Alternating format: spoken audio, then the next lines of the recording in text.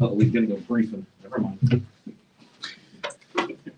She could have stayed like 3 more years and she would have been a little bit All right, here we go. Andy Reid.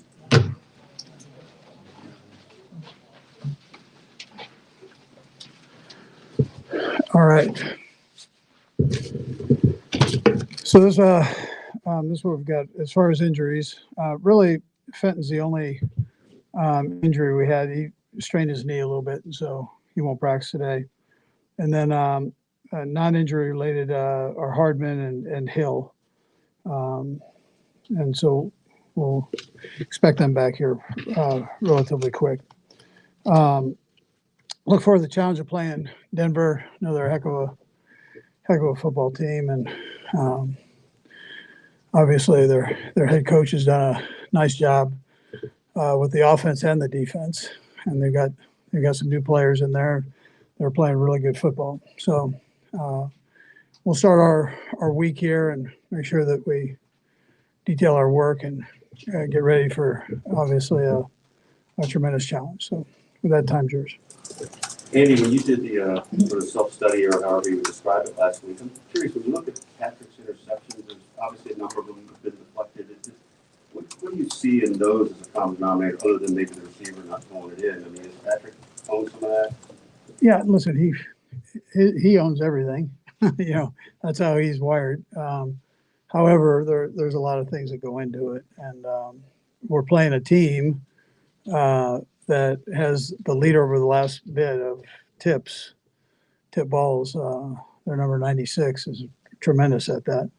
They had 4 tip balls against us last year, so you know that obviously as an offense, we've got to make sure that we're aware of that and take care of business on that. The other part of that is kind of just a twist, but I think you brought this up a few times, just the way the ball bounces sometimes. I think cumulatively, he's had like double that amount this year than he ever had in his first 3 seasons. Is that something you just see as part of the way the game rolls? Yeah, it's all part of it. Sometimes these things come in grows, and you just got to kind of work through them. So, Coach, you guys just had the big long break. The guys were off. They had to come back and test in. Is that going all right for you guys? And I notice you're wearing a mask today. Have you got some new protocols for the team? Or yeah, so you have to keep them on for 3 days, and so this is our last day with it. We can have them off on the field, indoor and outdoor field. So, league's taking precautionary measures. Our guys did a pretty good job with it so far. It's not with they've done good with the mask, but I mean, as far as not having a lot of positive tests there. So. But you've tested in as everyone tested back in. Everyone good at this point. Yeah, well, I can't. You just took it one step too far, dude. I tried to give you a nice story, and you just went overboard. All right. Kyle Long, what are your expectations for him now that he's back in the active role? Listen, so he's had a couple of good weeks of practice, kind of easing his way back in, and he's up. You know, I mean, he's got to practice today, so I think the term is activated onto that roster. So, and then we'll just see as the week goes on how it goes. Do you anticipate him being up if all goes well this week on Sunday night? Yeah, we'll see. We'll just see how it goes. We're still taking it day by day with it. He's doing a heck of a job, and just leave it at that. Also wanted to check on Tyron Matthew. How did he come through with the knee issue? Yeah, so he did good. He took care of it this past week, and like I said, I mean, he's a tough kid, and he approaches his rehab that way. He approached the game that way. He kind of approaches his life. He does a great job as a dad and also as a player. So I appreciate him for all of that. Coach, the Broncos have had 3 solid wins over the last 4 games against this football team, the Cowboys as well as the Chargers. Most of it do is run the football, playing good defense. What have you seen on film that that Patrick and your office should be concerned with that defense, especially Patrick? Well, they've got an experienced coordinator. Their head coach, is one of the best defensive minds in the game. So he presents a real solid defense. They've got a great red zone defense.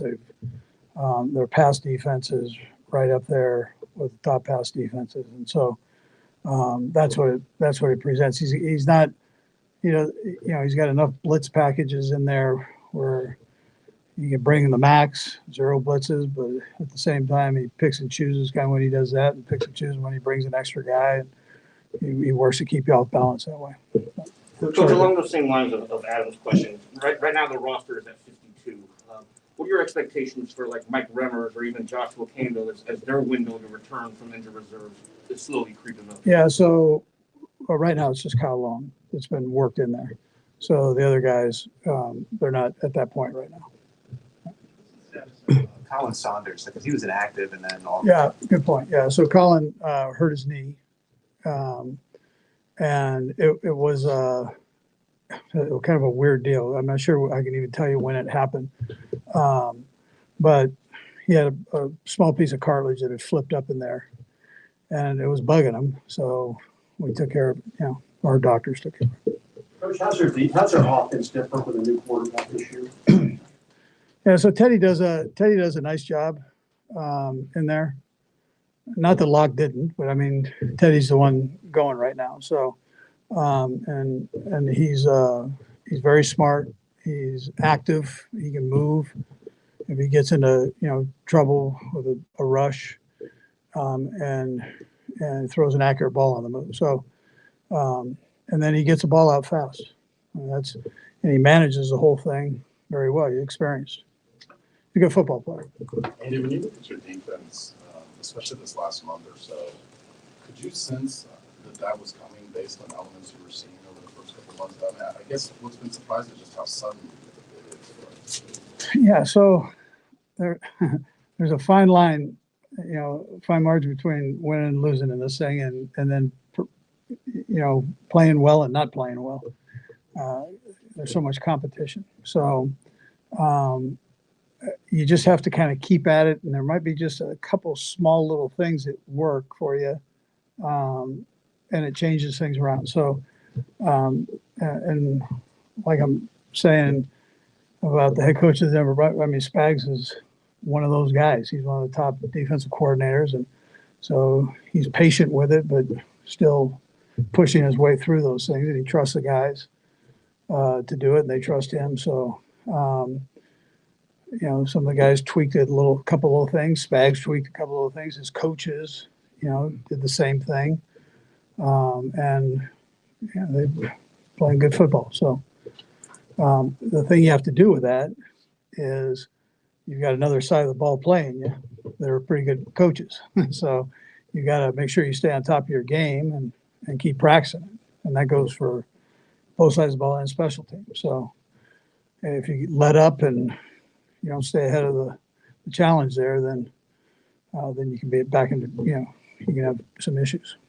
Coach, with Lucas Dang returning to practice this week, the right tackle position where it's been kind of fluctuating this season, is he the kind of guy that can return to the starting lineup, or are you satisfied with what you've gotten out of Andrew Wiley? Well, Andrew's done a good job, but again, we'll see how Yang does. It's and how he feels going forward. But he'll get some work today, and we'll just see how it goes. But Andrew has experience. I mean, Heck just kind of rotates everybody. So, and then if they're good to go, then they go. So. Couple more guys. The Broncos have been talking about this streak. It's been a couple of years since obviously they've beaten you guys. How aware do you think your players are of that at this point in the season, given it's been kind of the case every week where it seems like you're getting the best shot of each and every team? I'm not even sure what you're talking about, but that we can't think about all that. We're in this whole thing where we're trying to just get good enough to go play these guys, right? So that's where we're at.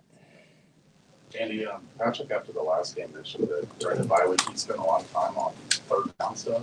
When you look at it, you guys are leading the league in third downs. Maybe that's part of how he's wired. But is that something that you guys wanted to spend a lot of time on? Yeah, so there are things we can do better in every area, for second down included, and run and pass. And so, but we put a ton of emphasis on third down and the reds, some of the, different specials that you got to do. So that's one of them. and the situational football in this league is huge, and you got to stay on top. So that's what he was doing. Yeah. And again, if you don't stay on top of it, then then you're going to be back back in the bottom, and you don't want to go there. All right, thank you. All right, good.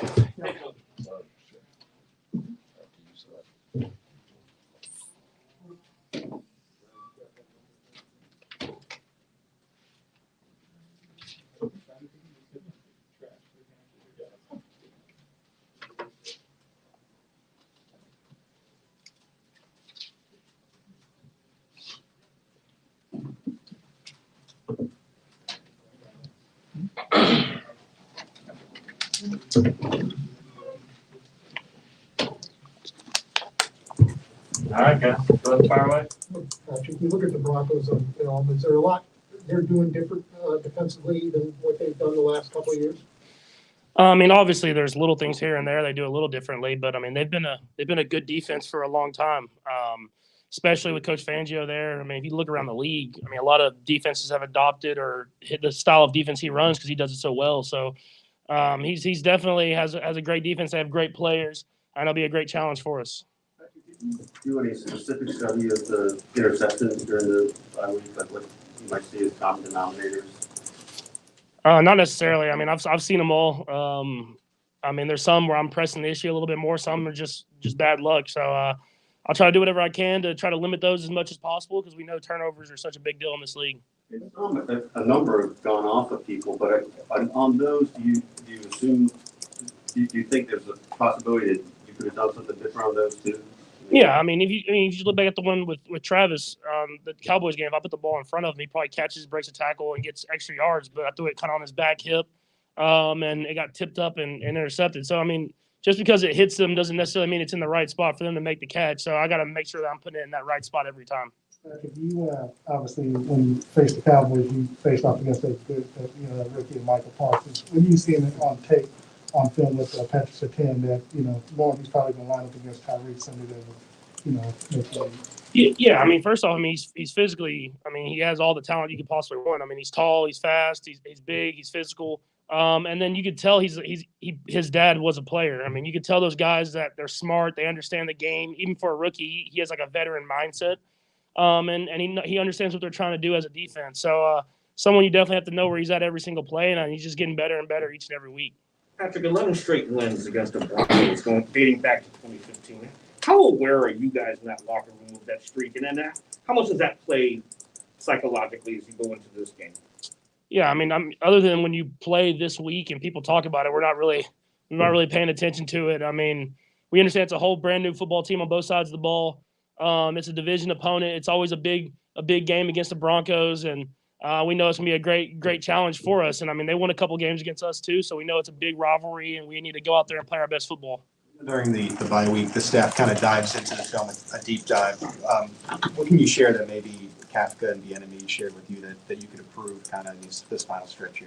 Yeah, I mean, I just got to continue to be great throughout all 4 quarters of games. I mean, there's been stretches every single game where I've made stuff happen. We've made drives kind of go. But there's just times where I try to push the issue too much or I don't push it enough. And so just finding that right median where you can go out there and be who I am, but still make sure that we're making positive plays every single drive. Patrick, people always talk about how good Andy Reid is after a bye. What have you taken from him as far as like study habits or things like that you've added to your game? Yeah, I mean, you go back, you look at the tape, and you evaluate yourself, obviously, and then you try to get a little bit of a jump start on the team that you're playing. And we have an AFC West opponent, so we studied them a little bit in the offseason as well. So just having a good game plan, and Coach Reid gets that extra week. He really comes up with some nice plays. And, I mean, at the end of the day, it's just about going out there and executing, and we just seem to do a great job of that after a bye. Patrick, after the Cowboys game, you identified third downs as something you wanted to work on during the bye.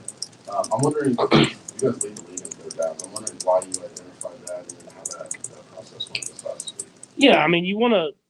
I mean, the great offenses in history and obviously today's age of they really do a great job of third downs in the red zone. And so I just feel like in these last few weeks, I mean, here and there, we just didn't execute at a high enough level in certain parts of the game on third downs. And so we went back and just like every week we kind of evaluate that, try to find plays that we know we can have success with. And then at the end of the day, the players got to go out there and make plays. And I think we have the guys that can do it. You mentioned a specific type of defense you're seeing. I'm wondering if that's a type that you've seen in the past.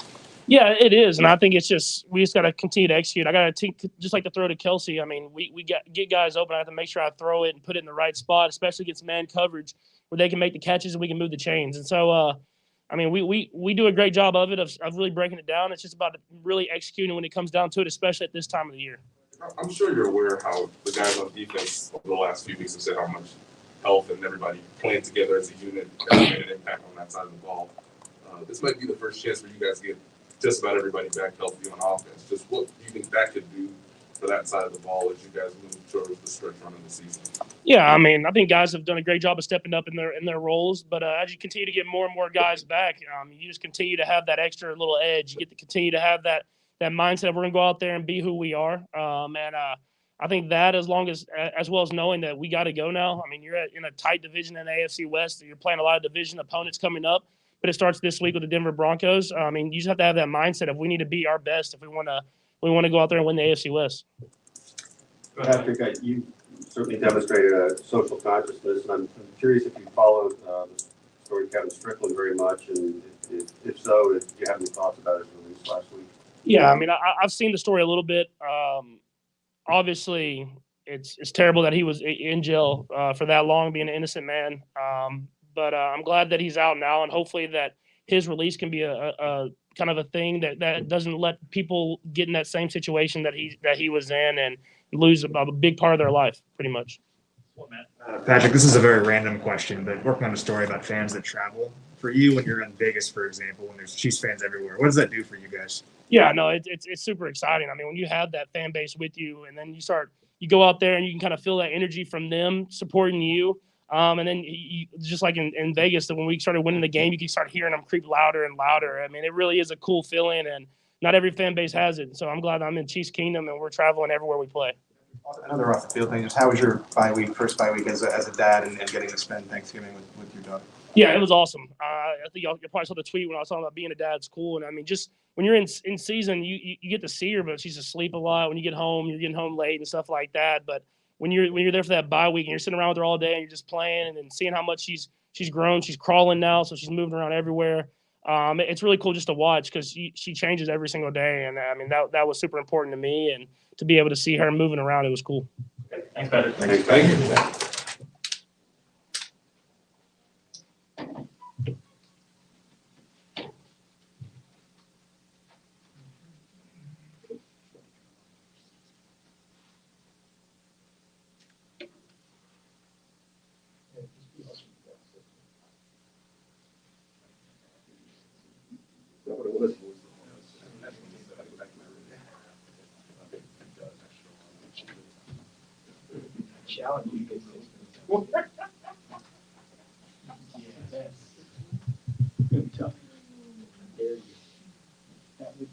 Everyone here has to ask 3 questions. That would take at least, I would say, 18 and a half.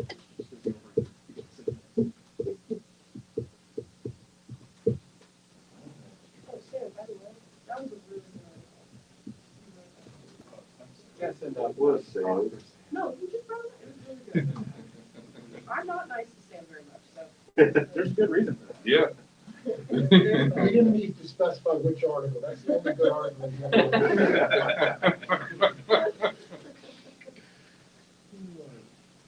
knew somehow a compliment would go on. Tough room. Always a tough room. Unlike me, I'm always like very complimentary. Very nice. Top never sour word.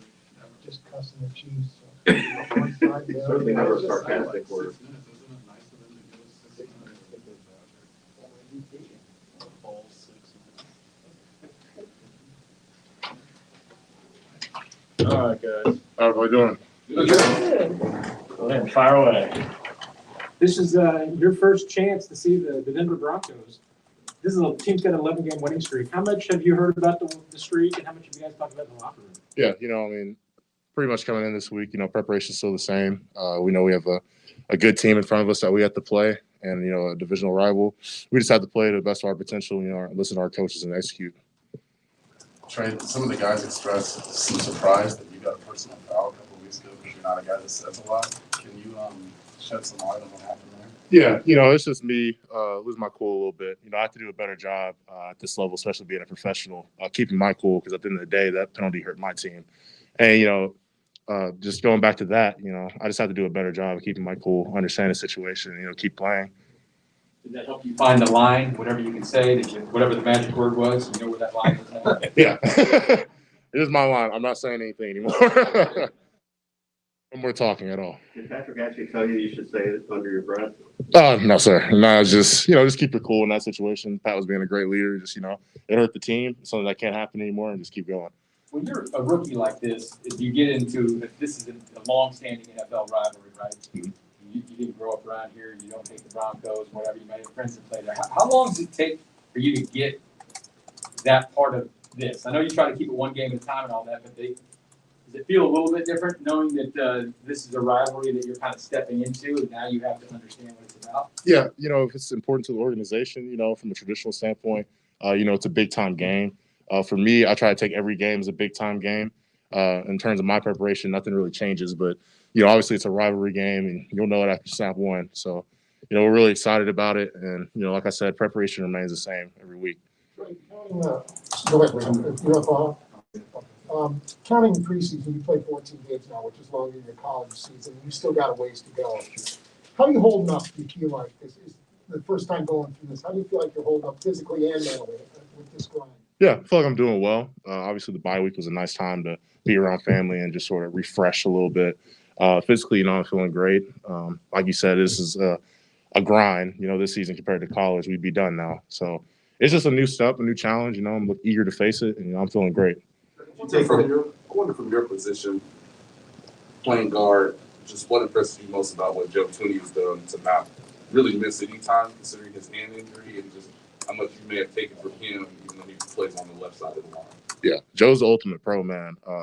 Just being able to watch him every day, you know, thankful for the opportunity, you know, just to learn from him. In terms of like, you know, recovery and stuff, you know, I do talk to him about it a little bit, just understand what I can do to have a lot of career longevity and, you know, to play as much as he's played. It's nothing short of incredible what he does consistently, you know, in terms of being there, being active, ready to work, and playing at a high level every time. What did you take away from the initial stretch before the bye that perhaps you can do better in your own game in this final stretch here? Oh, yeah, there's a ton of stuff, man. I'll just keep it at this. I need to be a lot cleaner on the finer details and being a lot more consistent in my play. And not just being on the field on Sundays, but just also every day of the week in practice and just being a better player and a better pro. And then just for this particular game, how does it change the fact that Bradley Chubb has only played these 2 games? How do you guys prepare for what is going to be a unique challenge there? Yeah, from what I know of him, he's obviously a very good player, a top-notch player, very elite talent. And, you know, he's played the past couple of years, I believe, right? So we'll have a lot of film available on him, and I know our tackles will be ready to play. Did you, as a young player, this was your first bye week, and you guys actually got to go home, do whatever you wanted to do. There's some protocols and the masks and stuff. What was the message from the team when you went away to make sure, like, you were careful, and did that not dampen your holiday or anything, but how cognizant were you of that? Because it's still the middle of the season when you were away. Yeah. I mean, they warned us, you know, just be careful who we're around, and you know, just be aware of the situations because COVID is not completely away. So I would say that's sort of that piece. You know, the coach is reminding you, and we have really good protocol in it. Obviously, I'm wearing a mask right now, but you know, just to be safe and you know, be cautious about a lot of things. It was kind of in your head when you were home. Yeah, a lot of times, yes, sir. Okay. Thanks, Rick. Thank y'all. All right, guys. Well, Jerry's coming up next.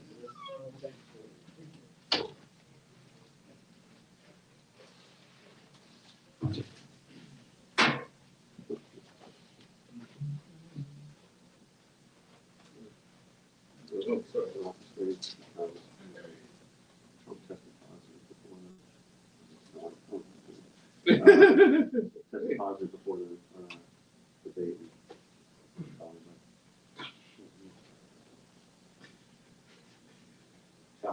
Of course.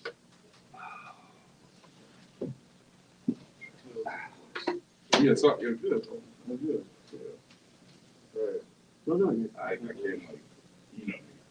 I did. Yeah, I hope you did the 929. That's what I would have done, but I had to be somewhere. I had to get car work done. You know it. Right here. It was like It was like 9:25? Yeah, it was like 9:25. Yeah. But hey, at least that's good tomorrow. Right, though. How are these doing it next week? Move it back? You were the guy looking at the early side. I had to go, because it was the morning show, and then I guess I couldn't do it late, so I just got the morning show early, but I got here early.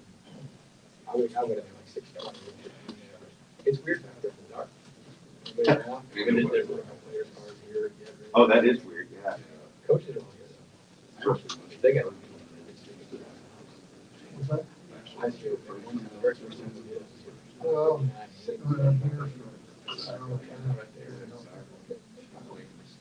I think they said, well, you weren't here.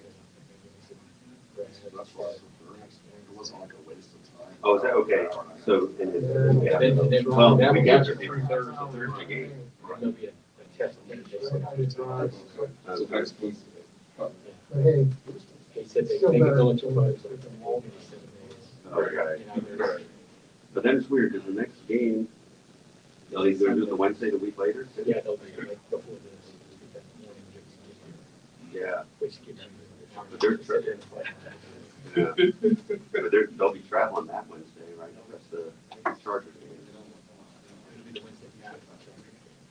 For the Since they don't play until. Oh, so it'll be 2 weeks in between? Yeah. Okay, okay, Whatever, okay, okay. they Yeah. have or something. Right. Yeah, Okay. 2 weeks next Wednesday, and then. Because they'll be, I'm assuming, he's only going to be here 1 day. That charge will be on Tuesday. Wednesday's travel. Okay, yeah. Here, Wednesday, we'll get you Wednesday or whatever. They get it figured out. I'll go in and tell them to go. Some Briscoe and then. what time were you out here? 6:20. I know you asked him about 6 or 6:30. Like it makes a difference, right? Well, if I could have been at 6, I would have been to work by 6:25, and instead I got there by 6:45. Actually did like 6:40 yesterday. Yeah, it's like, Really? it's weird. Yeah, Brendan was up screaming from like 5 to 6. You're like, I might as well Like go. 6, I'm get the hell out of here. Take my test. No wonder why you like it. It is eerie, with like no cars, hardly back there and everything. Just like, sorry, Kate, gotta go. It's all yours. Protocol's just crawling around Yeah, yelling. yeah, test. You have to be there by 6:30. I gotta get. I gotta go right now.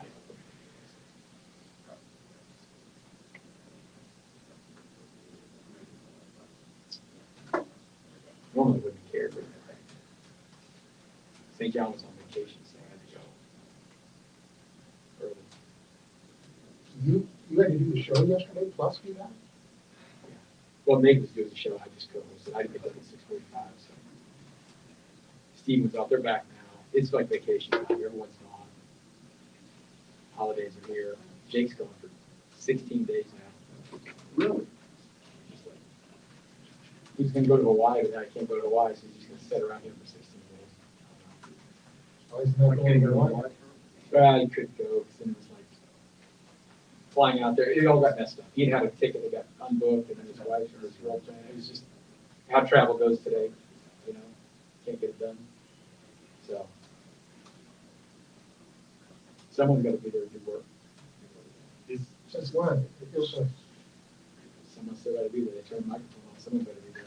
Todd Cecil staying, Riley. Yeah. Yeah. So Stephen, Nate's gone, Steve's gone, now Jake's gone.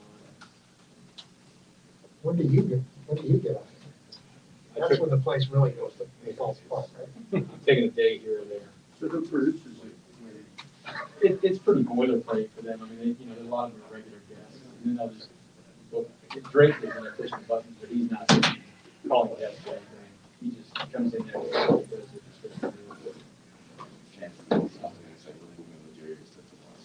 The funny one, Drake is every conversation. Sorry, you kept Trey Smith too long. Right. We lost him. That means that Nate should come out and talk. He's like, "There's one thing I want to do." He wants to win such a hard to get right. Nah, it's true. All It's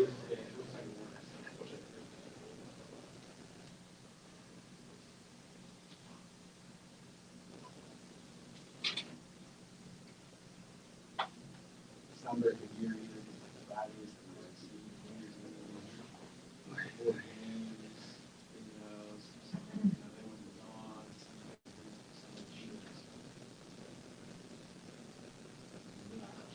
I'm just going as a Christmas cheats. Like,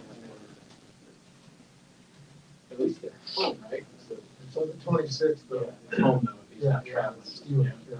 That's better. Now, that 31st, I think, like, that's the college football semifinals, so we have those on, so at least they know it's gonna be shows all day. Hey, the good news is they can't flex that game. Right, because they've already had their. There's no more, there's no more out. There's no Yeah. more. That's it. God for that. Oh, you mean in the natty? Yeah. No, they only have 6 points. I think. Yeah. All right, guys, fire away. We had an opportunity to talk to Coach Madison, and he said that you really brought a lot of confidence from the Packers game going up against Devontae Adams. Did you sense a shift for you in that game and this season in particular? Yeah, I wouldn't say it was just a game for me to gain my confidence. I've just said that I'm learning as I'm going. So, I'm just building game by game and week by week. What could performing well against someone like an Adams, do for you mentally? I mean, it boosts you a lot against a great receiver like him. So, yeah, it gave me a little confidence.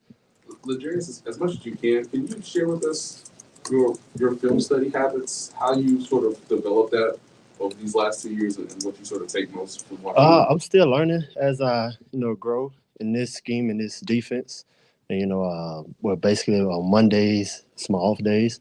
So I look at wide receivers, just look at their releases and what they do. And Tuesdays and Wednesdays, I try to study the quarterback and tendencies of what he do. And Thursday, I try to put everything together instead of like the whole offense and what they're doing to attack defenses and stuff. Garius, a lot of corners don't like the physical part of the game, but obviously you. Yeah, I love it. What is it about that part of the game that you enjoy? The tackling in open field, whatever it might be. Yeah, I just love being physical. Spaz like it. He got an aggressive defense, and I love being physical myself. And on the offensive side, they don't like that. Wide receivers, they don't like when you put hands on them and stuff like that. They take their heart out their chest. So that's why I like it. Yeah. How do you hear that from them? I mean, they talk to you about that during the games. How do you know they don't like it? I can see it in their eyes. I can see in their eyes and how they play. From the start to the finish. When I jump out from the start, I can tell I got it. How do you keep that mentality going, like for a whole game and for the whole season? I know earlier, a couple of games ago, you got your bell rung a little bit. Had to go in the tent, came out, got right back in there. Right. How do you keep yourself from getting gun shy and stuff like that? It's hard, to try to play it every down and stuff, but I do it to my best ability, the highest I can do it. Even when I'm banged up, I still try to, just put hands on, stop timings off wide receivers and quarterback. Is there anything that you can attribute that to?